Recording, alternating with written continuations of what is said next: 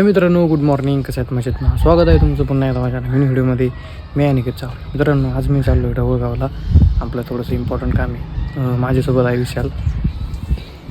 आता आपल्याला जायचं ह्या गाडीवर शाईनवर.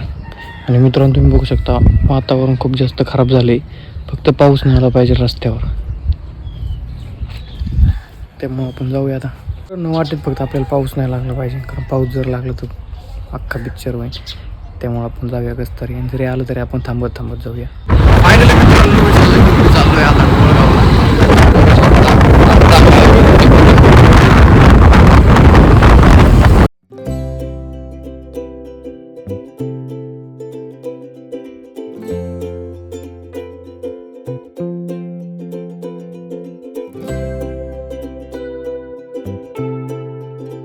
मित्रांनो, आत्ताशी आपण जायचं पास करून पुढं निघालो आहे. आणि अजून जायचं आहे आपल्याला 8 किलोमीटर.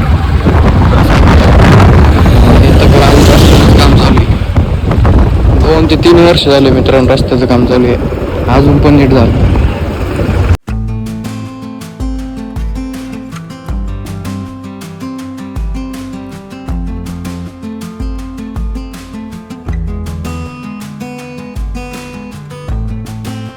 मित्रांनो, खूप जास्त रस्ता खराब लागलेला आहे आणि जायला पण आपल्याला खूप जास्त वेळ लागला, कारण पूर्ण रस्ता